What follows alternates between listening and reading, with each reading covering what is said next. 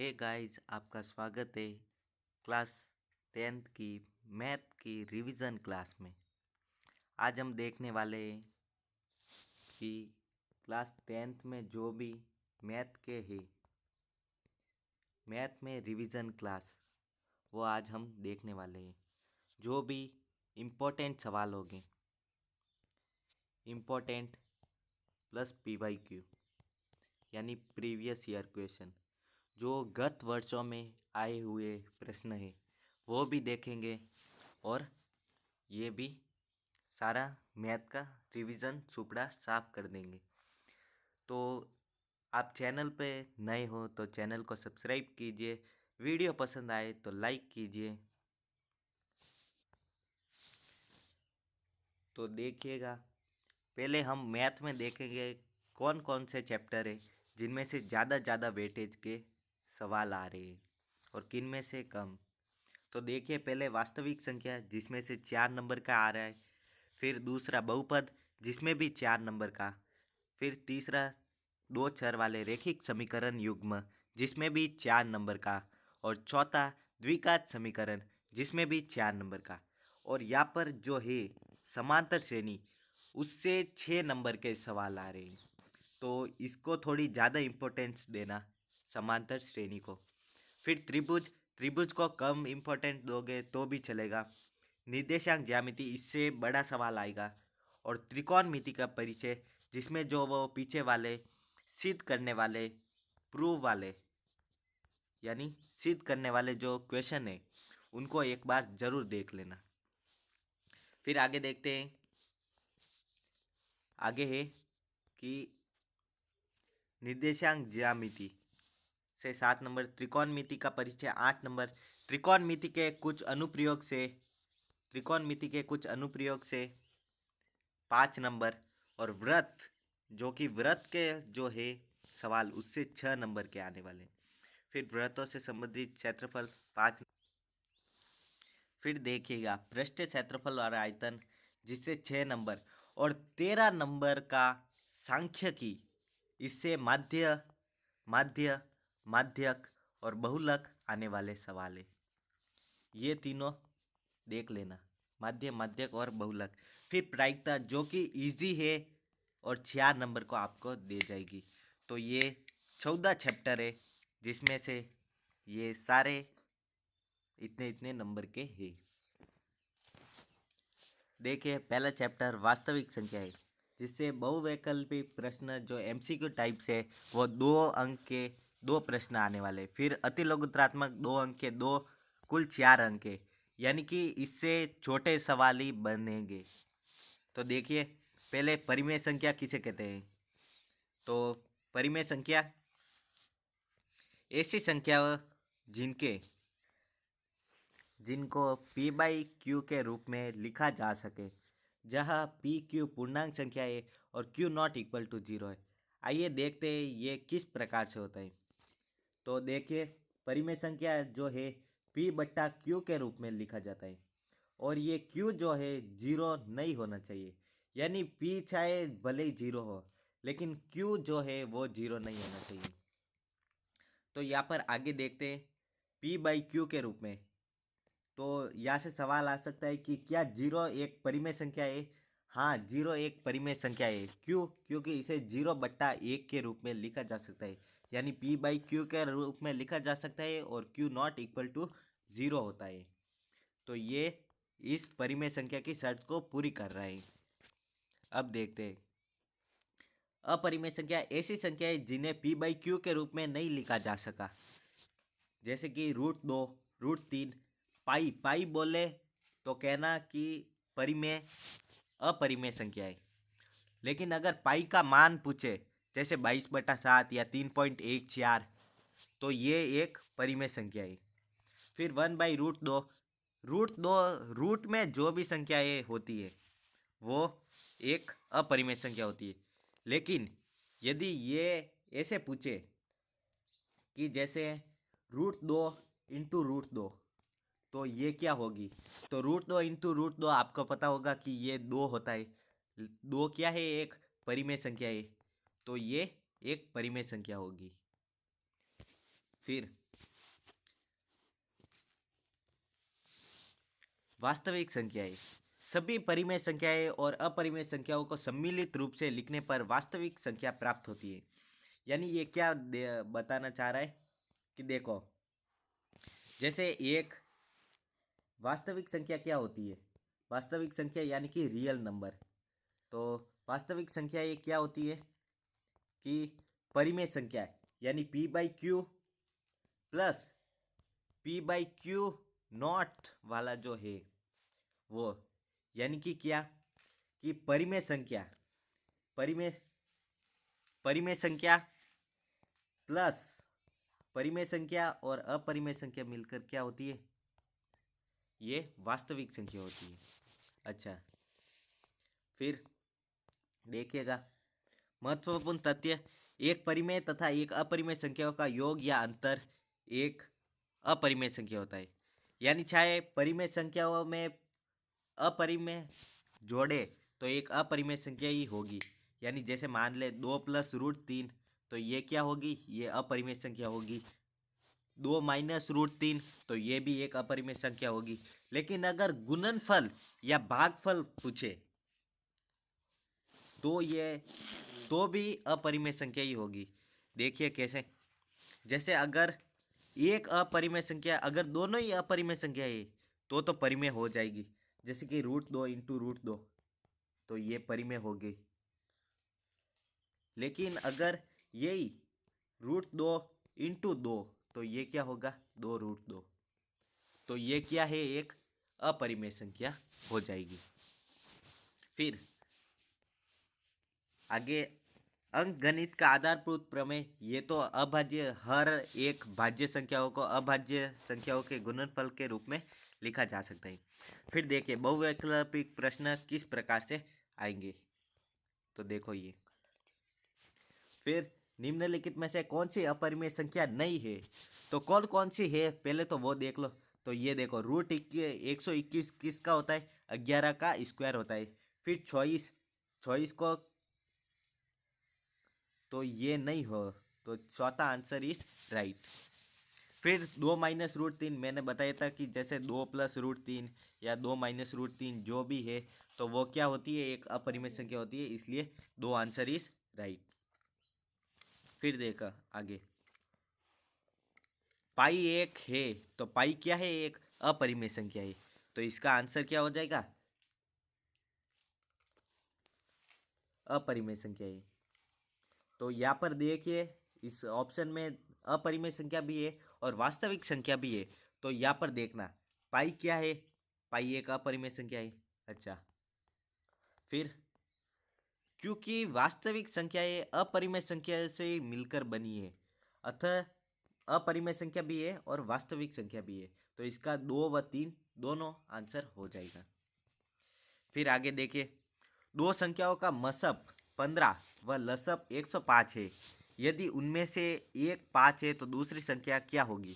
इसका मैं आसान सा ट्रिक बताता हूँ कैसे करना है इस सवाल को। देखिए, यदि कोई भी, जैसे एक संख्या है a × b और उसका कुछ भी पूछे, जैसे कि एच सी एफ या एलसीएम पूछे, जैसे एच या एलसीएम पूछे, तो HCF × LCM कर देना। कोई भी संख्या, जैसे इसमें क्या दी हुई है कि दो संख्याओं का मसब यानी HCF 15 दिया हुआ है और लसब 105, यानी यहाँ पर रख दो आंसर। 15 × लसब क्या है? 105, तो 15 × 105 बराबर एक संख्या क्या है उसमें से? 5 इंटू ये दूसरी संख्या जो b है उसे ज्ञात करना है। तो देखिए ये संख्या है b, तो b को कैसे ज्ञात करेंगे? तो b बराबर 15 × 105 बट्टा ये 5 नीचे, 5 से ये काट दो, 5 दूनी 10, 5 एकम 5, फिर 15 × 21 कर दो, तो b बराबर 15 × 21, तो 15 × 21 करो, 15 × 21, तो 20, तो देखिए b बराबर कितने, 15 × 21, तो ये 15 × 20 कितने, 300 और 15, तो 315 आंसर आ जाएगा। तो दूसरी संख्या क्या हो जाएगी, 315। तो इसमें से देखिए 315, 3 आंसर इज राइट। फिर निम्न में से अपरिमेय संख्या है, तो इसमें से अपरिमेय संख्या देखनी है। तो देखो दो तो अपरिमेय संख्या है नहीं, फिर 2.2345 ये देखो जाती जा रही है, तो ये 3 भी नहीं है और 4 भी नहीं है, तो 2 आंसर इज राइट। ऐसे देखना, यदि आप जितने सवाल को एलिमिनेट करोगे यानी कि काट दोगे, तो प्रोबेबिलिटी तो ज़्यादा ही हो जाएगी सवालों की सही आंसर होने की। फिर आगे देखो, प्रश्न 6 क्या है कि 144 के अभाज्य गुणनखंडों में 2 की घात है, तो 2 की कितनी घात है। तो इसे करते हैं, 144 का अभाज्य गुणनखंड करो। तो यहाँ पर देखें 144 का अभाज्य गुणनखंड करें, तो ये देखो 144 2 से, तो 2 7 14, 2 दूनी 4, फिर 2 से, तो 2 3 6 और 2 छक्के 12, फिर 2 से तो 18, फिर 2 से तो 2 दूनी 4, 2 9 18, फिर 3 से, तो ये जान दो। फिर 2 की कितनी घात है, तो देखो यहाँ से 2 की कितनी घात आ रही है, 1 2 × 2 × 2 × 2, तो 2 की घात 4, यानी 4 आ जाएगा अपना आंसर। तो आंसर क्या हो जाएगा, 4 आंसर इज राइट। फिर यदि p² एक सम संख्या है तो p एक है। देखो यदि p² एक सम संख्या है तो हमें बताना है कि ये जो p है यहाँ पर, ये p क्या है। तो देखो कोई भी सम संख्या ले लो, जैसे मैंने सम संख्या ले ली 2 या 4 ले ली, 2 का स्क्वायर करूँगा तो क्या आ जाएगा, 4, 4 का स्क्वायर करूँगा तो क्या आ जाएगा, 16, यानी ये भी एक सम संख्या ही है, यानी कि p भी एक क्या है, एक सम संख्या ही होगी। जैसे इसको और एक तरीके से देख सकते हैं, जैसे कि मैं p का स्क्वायर कर रहा हूँ, तो 2 का स्क्वायर, तो ये 2 × 2, यानी ये 2 क्या है, p है, तो p × p, तो p² हो जाएगा। तो यहाँ पर क्या आ जाएगा आंसर, ये भी एक सम संख्या ही होगी। फिर देखो ये भी इस प्रकार ही है, ये आप कमेंट में बताना किस प्रकार से होगा, कमेंट में। यदि संख्या a तथा 18 का LCM 36 तथा a और 18 का HCF 2 हो तो a का मान होगा। ये जैसे उसमें b का मान था वैसे ही ये भी करना ही। फिर देखिए आगे, संख्याओं 96 और 404 का मसब होगा। तो मसब यानी HCF आपको बताना है। तो संख्याओं 96 और 404 में जो भी कॉमन आए वो उसका मसब हो जाएगा। तो इसमें से 96 और 404 में 4 कॉमन आ रहा है, तो ये इसका मसब HCF हो जाएगा। फिर यदि दो परिमेय संख्याओं के लिए HCF बराबर LCM हो तो संख्या ये क्या होगी। तो देखो यदि HCF बराबर LCM है, यानी यदि मैं बोलूँ कि जैसे एक संख्या है HCF बराबर LCM, तो ये किस कंडीशन में बराबर होगा। तो हम जानते हैं कि a × b बराबर HCF × LCM। तो ये दोनों संख्याएं जब एक ही होगी, यानी कि क्या, जैसे ये भी a ही है और ये जो b है ये भी a ही है, यानी 2a बराबर HCF × LCM। तो इनका जो HCF और LCM जो होगा वो भी बराबर होगा, यानी ये दोनों संख्याएं बराबर होगी। तो यहाँ पर क्या आ जाएगा, समान। फिर 144, इसका भी आप HCF निकाल ही सकते हो। फिर 156 के अभाज्य गुणनखंड के गुणनफल के रूप में क्या लिखेंगे, तो 156 का अभाज्य गुणनखंड करोगे तो आ जाएगा, जो भी देख लेते हैं। 156 का अभाज्य गुणनखंड कर लेते हैं। देखो 156 का अभाज्य गुणनखंड किया मैंने, तो 2 से 2 साते 14 और 2 आठे 16, फिर 2 एकम 2, 2 तिये 6 और 2 नम्मे 18, फिर 3 से 3 एकम 3, 3 तरी 9,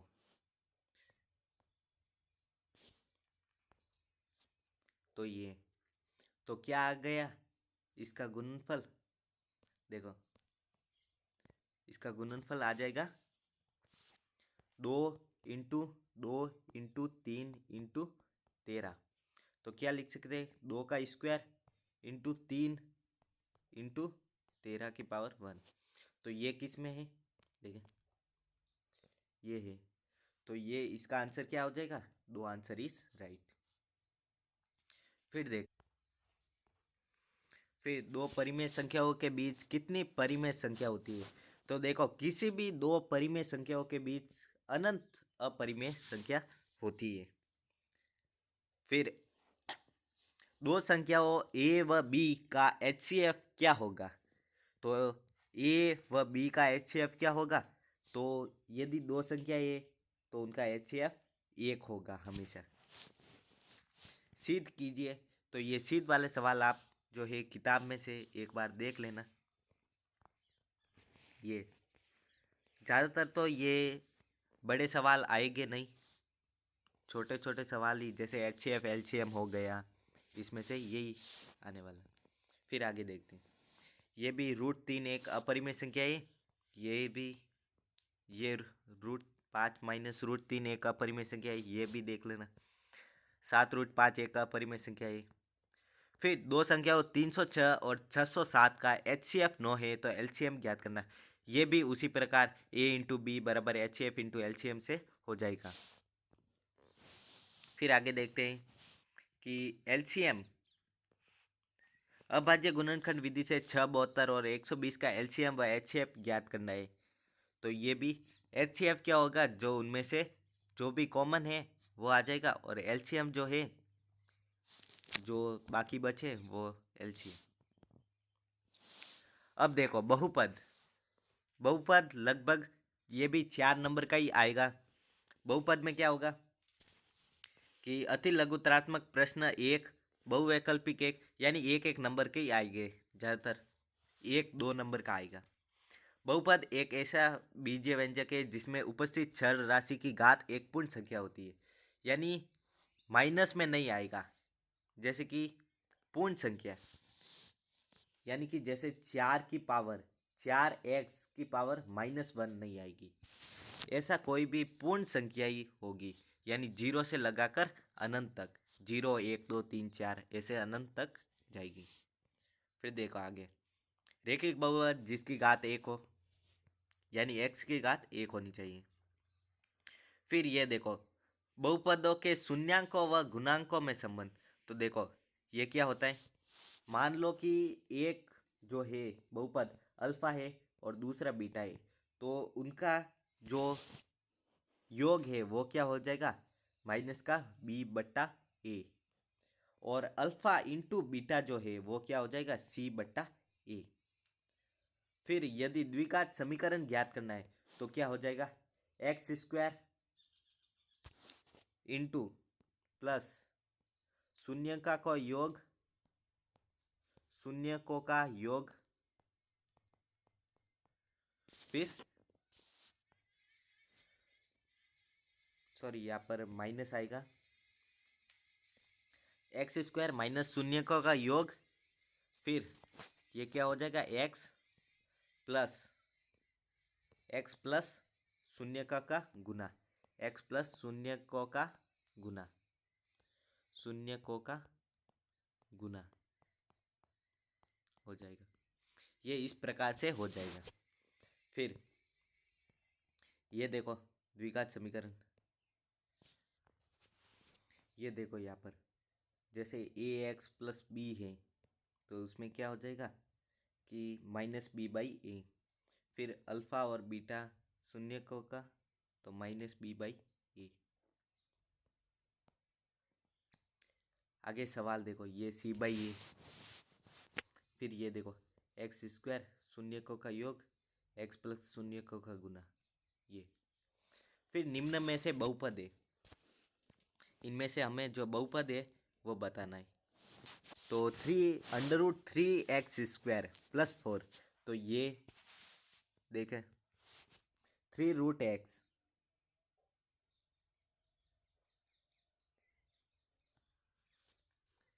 ये देखो दूसरा सवाल देखो, निम्न में से रेखिक बहुपद है तो जिसकी घात 1 होगी वो एक रेखिक बहुपद हो जाएगा। तो यहाँ पर देखो ये 5 है, ये सिर्फ छर है, क्या है छर।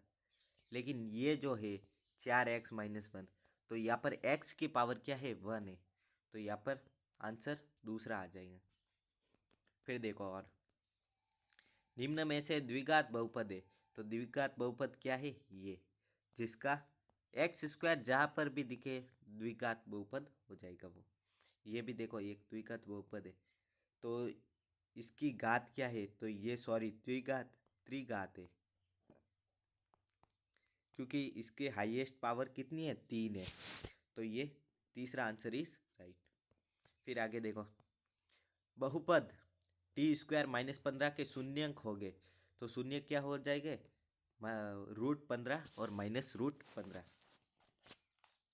फिर ax² में शून्यकों का गुणनफल क्या होगा, तो देखो c बाई ए हमने पढ़ा था, तो c बाई ए का पर है ये, चौथा आंसर इज राइट। फिर आगे देखो इस प्रकार से ये सारे आप सवाल कमेंट में ज़रूर बताना, इन सवालों का उत्तर सही आंसर देख लेते एक बार। ये देखो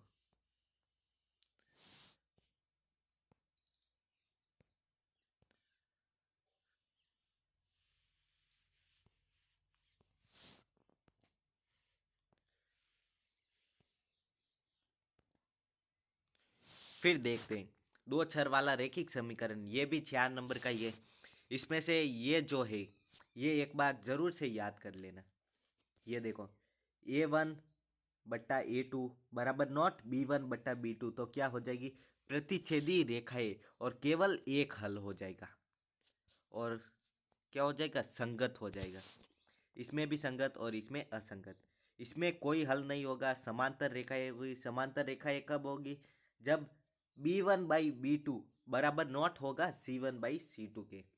यदि तीनों ही बराबर है a1/a2 बराबर b1/b2 बराबर c1/c2, तो क्या हो जाएगी रेखाएं संपाती रेखाएं हो जाएगी और संपाती रेखाओं के अपरिमित रूप से अनेक हल होते हैं।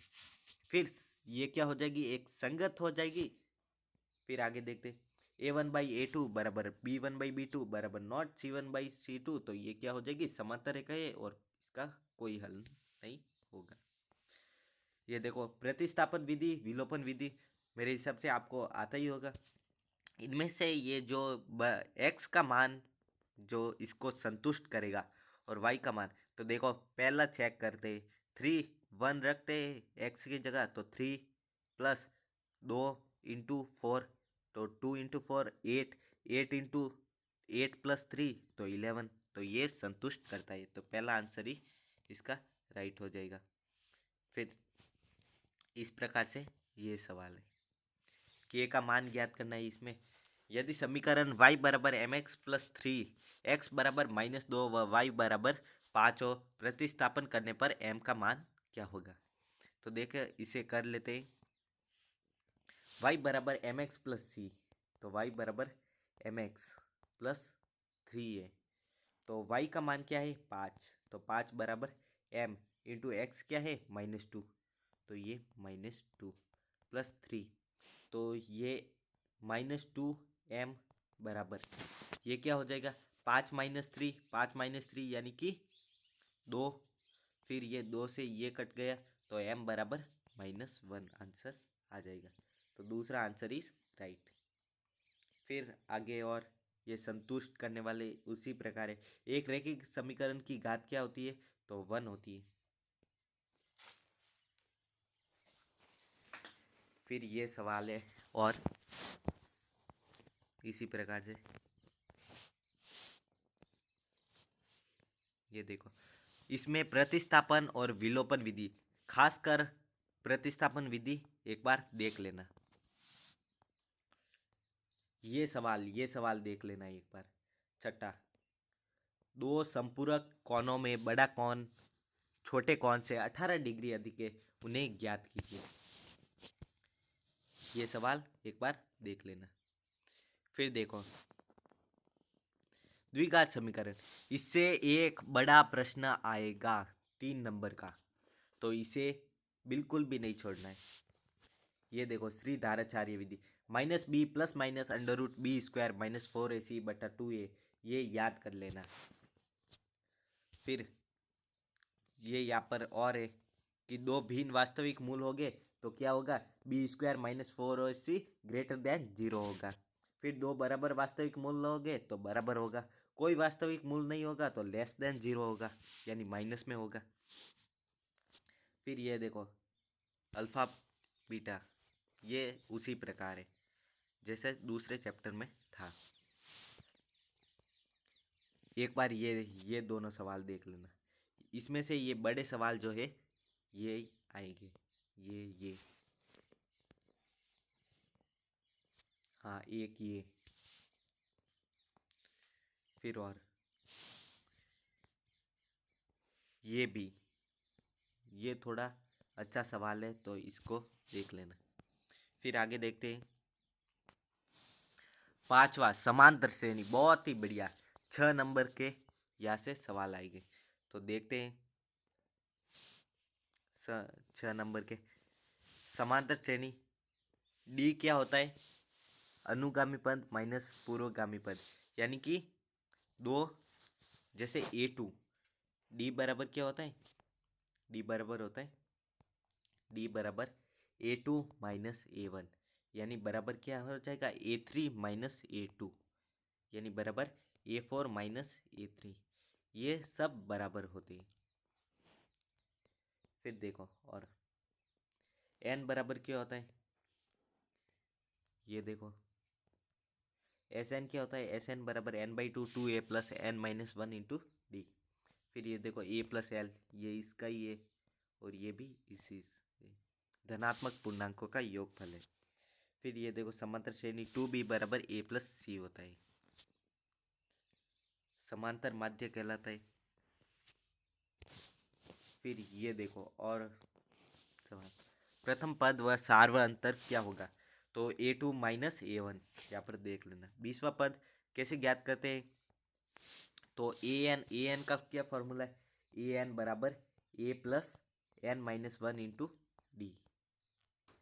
ये क्या हो जाएगा, प्रथम पद, n क्या हो जाएगा, जितने आपको पद ज्ञात करने हैं, और डी कौन सा पद ज्ञात करना है, और डी क्या हो जाएगा, सार्वंतर हो जाएगा। फिर देखते हैं, ये हो जाएगा। फिर समांतर श्रेणी का 7वां पद क्या हो जाएगा, तो आप ऐसे ही a plus n-1 into D करेंगे, ये देख लेते हैं एक बार। देखो 7वां पद हमें ज्ञात करना है, यानी A7 ज्ञात करना है, तो ए क्या है, 5 है, A5 प्लस n कितना, 7 यानी कि 7-1 यानी 6। फिर डी कितना है, 7-5, 7-5 करोगे तो क्या आ जाएगा, 2, तो 5 प्लस 12 क्या हो जाएगा, 17, तो 17 आंसर इज राइट। ऐसे ही सार्वंतर क्या होगा, ये निकालना है, अगला पद क्या होगा, ऐसे आप निकाल सकते हैं। ये देखो एपी ज्ञात कीजिए जिसका तीसरा पद 5 तथा 7वां पद 9 है।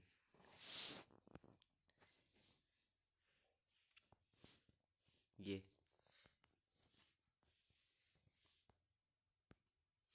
फिर त्रिभुज में से वैसे छोटे सवाल ही आएंगे, एक 2 नंबर के। ये देखो, ये जो प्रमेय थेल्स प्रमेय भी जिसे बोलते हैं, तो ये थेल्स प्रमेय एक बार जरूर देख लेना। समरूपता की जितनी भी कसौटियाँ है, SAS, SSS, ए, ये सारी देख लेना एक बार।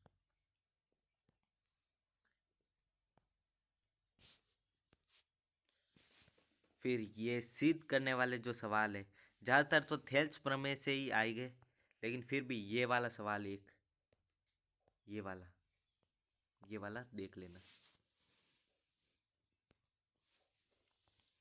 फिर देखो ये थेल्स प्रमेय का विलोम भी एक बार देख ही लेना। फिर निर्देशांक ज्यामिति, जिससे 7 नंबर के सवाल आएंगे। मूल बिंदु के निर्देशांक क्या होते हैं, तो 0,0। भुज कोटि क्या होती है वो भी आपको पता होनी। भुज क्या होता है, एक्स अक्ष यानी -1, तो भुज यहाँ पर -1 और कोटि क्या 1, यानी 1 आंसर इज राइट। फिर ये K2 तथा 3,4 के बीच की दूरी तो क्या होती है, √x2 - x1। ये देखो इधर है, √x2 - x1 plus y2 - y1। चाप इस ये जो सूत्र है, यदि आप ऐसे भी करते हो, x2 - x1 का whole square plus y2 - y1 का होल स्क्वायर का होल √, या फिर आप इस x1 को इधर और x2 को इधर लिख देते हो तो भी चलेगा, क्योंकि स्क्वायर है तो जैसे -5 आएगा और इसका स्क्वायर, तो इसका स्क्वायर भी प्लस ही होगा, यानी प्लस के 25, और 5 का स्क्वायर करोगे तो भी यही आएगा। यानी चाहे आप कैसे भी लिखो, आंसर आना सही है। फिर कौन से चतुर्थांश में स्थित है, तो चतुर्थांश का एक बार देख लेते हैं। तो देखो चतुर्थांश में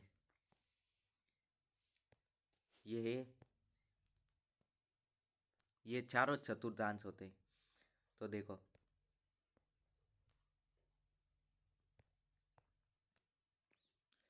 तो ये जो होता है, ये पहला चतुर्थांश, ये दूसरा चतुर्थांश, ये तीसरा चतुर्थांश और ये चौथा चतुर्थांश। अब इन सभी चतुर्थांशों में क्या होता है कि देखो, इसमें क्या होता है, इसमें होता है दोनों ही प्लस प्लस प्लस। इसमें क्या होता है, एक माइनस होता है।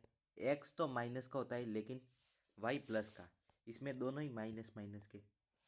इसमें वाई एक्स जो होता है वो प्लस का होता है, लेकिन वाई माइनस का होता है। ये इस प्रकार से होता है। फिर देखिए आगे, -x -y के मूल बिंदु से दूरी क्या होगी, तो मूल बिंदु से क्या हो जाएगी दूरी, -x² प्लस -y², क्योंकि वो तो 0 हो जाएगा का होल √, तो क्या हो जाएगा x² प्लस y², यानी चौथा आंसर इज राइट। फिर ये देखो m1x1 प्लस m2x2, ये वाला एक बार देख लो। फिर विभाजन सूत्र क्या है, ये विभाजन सूत्र है। आगे देखो ये kx2 प्लस ये वाला भी एक सूत्र है निर्देशांक ज्यामिति में। दूरी सूत्र, विभाजन सूत्र दोनों ही देख लें। ये फिर त्रिकोणमिति का परिचय, जो कि आपके 8 नंबर की आएगी। ज़्यादातर बच्चे जो होते हैं इससे डरते हैं, लेकिन ये बहुत ही बढ़िया है त्रिकोणमिति। फिर देखिएगा इसमें आपको कैसे याद करना है। देखो लाल बट्टे कक्का से, ये लम यानी एल, कर्ण यानी के, और आधार यानी कि ए। यहाँ से देखो साइन में क्या हो जाएगा, लम बट्टा कर्ण। कॉट में क्या हो जाएगा, आधार बट्टे लम, यानी इसका इस टेन का उल्टा हो जाएगा ये, इसका उल्टा ये और इसका उल्टा ये। तो साइन क्या हो जाएगा, ये देखो ये लम बट्टा कर्ण जो है ये साइन है। आधार बट्टे कर्ण है जो ये है कॉस, और लम बट्टे आधार जो है ये है टेन। और ये जो कुछ है आपको ये सामान्यत याद रखने, जैसे कोसेक साइन का उल्टा होता है, तो ये साइन इधर गया तो sine theta plus sine theta into cosec theta 1 हो जाएगा। ये कॉस इधर गया तो cos theta into sec theta 1 हो जाएगा। फिर यहाँ पर टेन थीटा कॉट थीटा बराबर 1 हो जाएगा। ये टेन थीटा बराबर क्या हो जाएगा, साइन थीटा बटा कॉस थीटा। और कॉट थीटा क्या हो जाएगा, कॉस थीटा बट्टे में साइन थीटा। फिर यहाँ पर सेक इसका उल्टा और कोसेक साइन का उल्टा। फिर देखो ये सारणी आपको एक बार याद कर लेनी है। किस प्रकार से, देखो साइन 0 पे ये 0 हो जाएगा। फिर साइन 30 पर 1/2, ये 1/√3/2, फिर 1। फिर ये 0 जो है यहाँ पर लाके रख देना है। फिर ये जो है यहाँ पर, फिर ये यहाँ पर, और ये यहाँ पर, इस प्रकार से। और ये 1 जो है यहाँ पर, यानी कि आपको इस सारणी की पूरी उल्टी कर देनी है। इसमें ये 0 इस तरफ आ जाना चाहिए, 1/√2, 1/2 इधर आ जाना चाहिए, √3/2 इस तरफ, 1/2, 1/√2 इधर और 1 इधर। Tan theta sine upon cos कर देना 0/1 यानी 0। 1/2 अपॉन √3/2 तो 1/√3, 1/√2 अपॉन 1/√2 तो 1, √3/2 अपॉन 1/√2 तो √2, तो और इन्फिनिटी।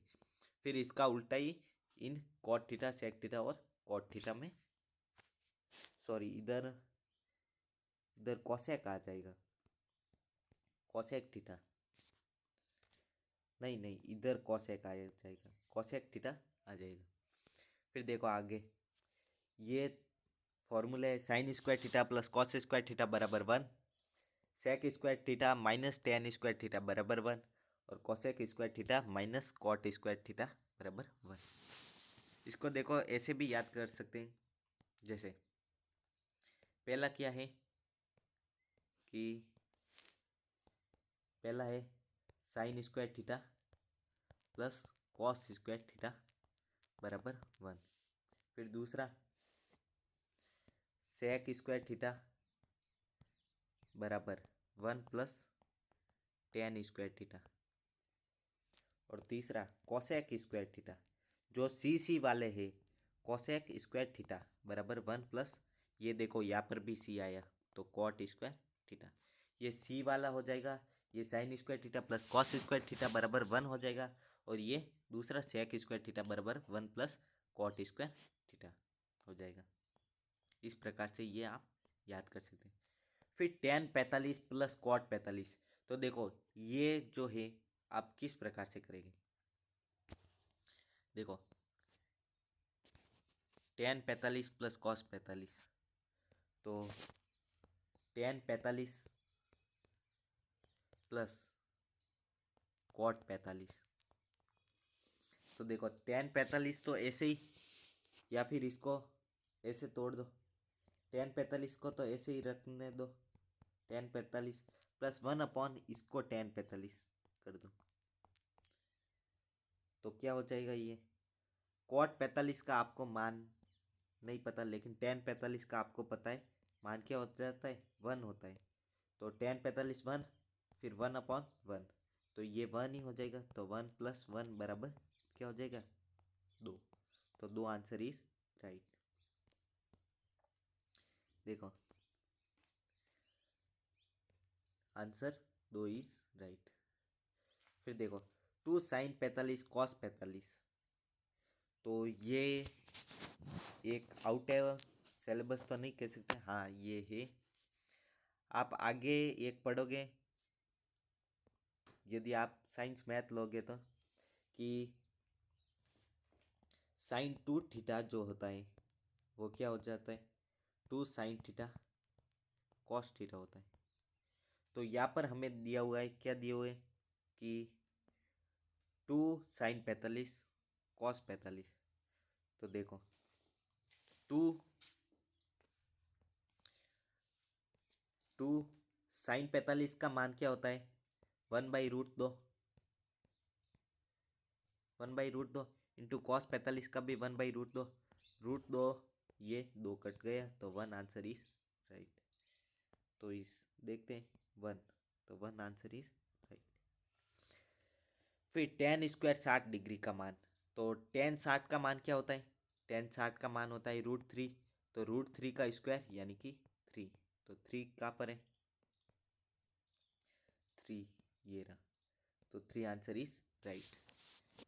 फिर sign square 50 degree plus cos square 50 degree plus 1, तो देखो हमें साइन 50 डिग्री का मान नहीं पता, लेकिन हमें इतना पता है, क्या पता है? Sine 50, sine square 50 degree plus cos square 50 degree plus 1, तो ये देखो sine square theta plus cos square theta है कि नहीं?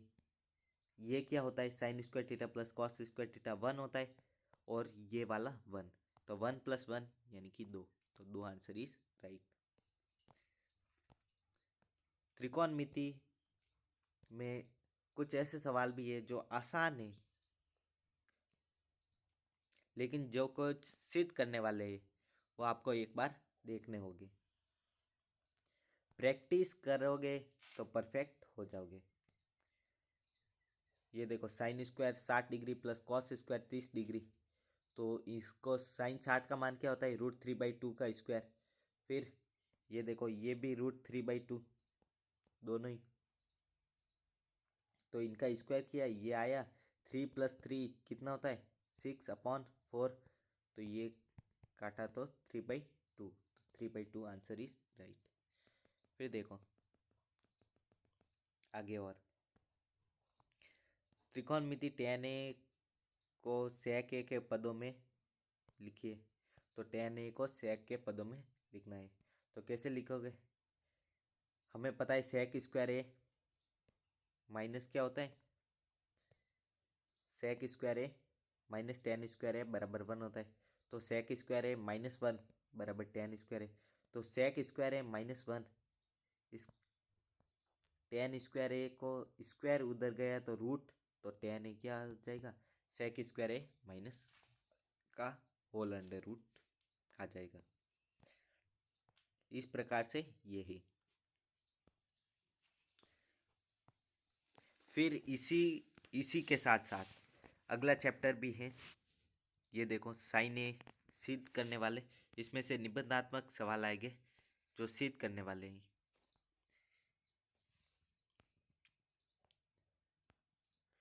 फिर त्रिकोणमिति के कुछ अनुप्रयोग, इसमें से भी 5 नंबर के ही आएंगे सवाल, जिसमें से एक निबंधात्मक होगा, तो ये देख लो। इसमें से इजी सवाल है, हो जाएंगे, ये देख लो।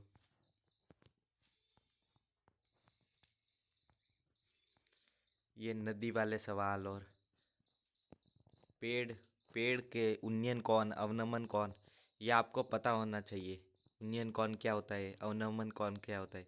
फिर आगे 6 नंबर का व्रत का, तो एक व्रत पर स्थित व्रत के जितने भी जो है, आप देखेंगे किताब के पीछे जो सारांश दिया होता है, तो सारांश में ये इसके बारे में जो भी है एक बार पढ़ लेना, व्रत के बारे में, कि स्पर्श रेखाएं क्या होती है, जीवा क्या होती है, हाँ, वो सारा। फिर व्रत के यदि आगे मैं देखूं, तो व्रतों से संबंधित क्षेत्रफल, व्रतों से संबंधित क्षेत्रफल में जो सूत्र है वो सूत्र आप याद कर लेना, जैसे व्रत की परिधि का 2πr, अर्धव्रत की परिधि बटा परिमाप का πr, व्रत का क्षेत्रफल πr², अर्धव्रत का πr²/2,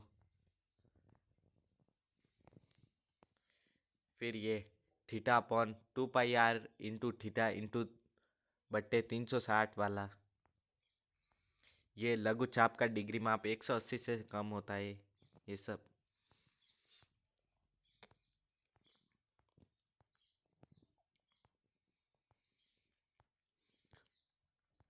ये 10 सेंटीमीटर त्रिज्या वाला, और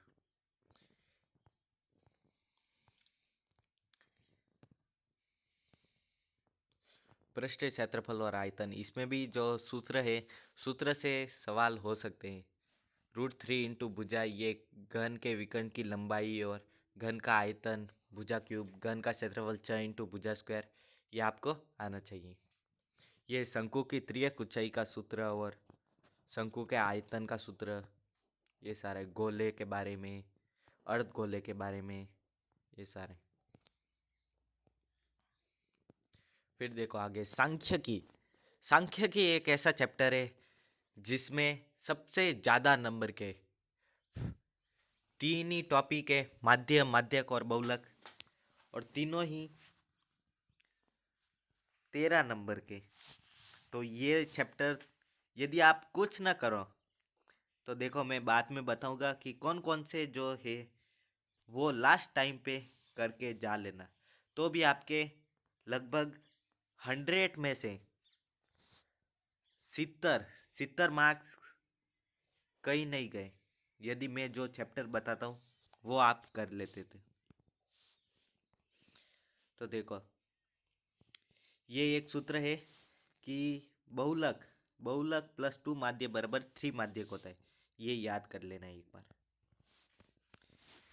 और सिग्मा FX वाला और ये सारे सूत्र आपको याद होने चाहिए। प्रायिकता, प्रायिकता बहुत ही आसान चैप्टर है, तो ये हो जाएगा आसानी से। ये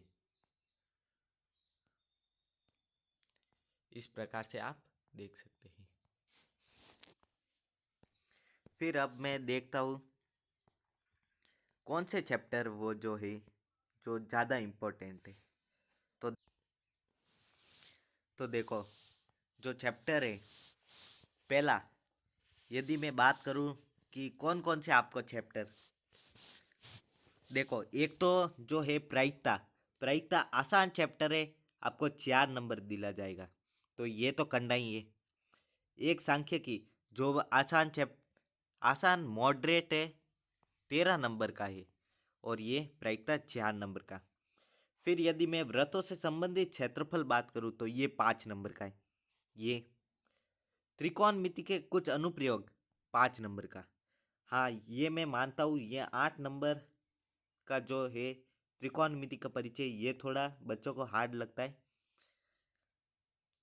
फिर समांतर श्रेणी, ये 6 नंबर का। बहुपद 4 नंबर का। वास्तविक संख्या है 4 नंबर का। ये आसान आसान चैप्टर है। द्विघात समीकरण 4 नंबर का।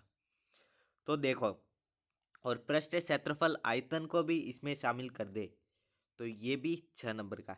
यानी कि आपको कुल कितने नंबर देखो मिलते हैं यदि ये चैप्टर लास्ट टाइम पे कर दे तो।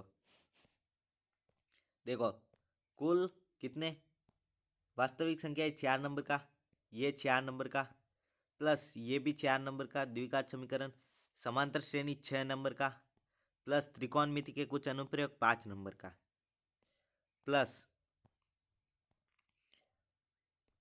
फिर वृत्तों से संबंधित क्षेत्रफल जो कि 5 नंबर का, प्लस पृष्ठ क्षेत्रफल और आयतन 6 नंबर का, प्लस सांख्यिकी जो कि 13 नंबर का, और प्रायिकता सबसे आसान चैप्टर आपको 4 नंबर ये दिला जाएगा। तो इन कुल को जोड़े तो आपके कितने नंबर जो हो जाएंगे, तो इन सभी को जोड़ूं मैं तो लगभग 4 4 8 और 12 12 और 16 और 53, लगभग 51 51 जो है होता है। तो ये जो चैप्टर है लगभग इसमें से आपके 51 नंबर इधर से और 20 नंबर आपके स्कूल से भेजे जाएंगे। तो ये 51 और 71 नंबर के, लगभग 71 नंबर के आपके कुल बन जाएंगे। तो 100 में से 71 नंबर के आपके, ये जो मैं बता रहा हूँ चैप्टर, वो लास्ट टाइम पे भी अच्छी प्रकार से, ऐसा नहीं कि ऊपर ऊपर से कर लिया, अच्छी प्रकार से प्रैक्टिस करके इन सभी सवालों को यदि कोई लगा लेता है तो उसके 71 नंबर जो ये है कहीं नहीं गए।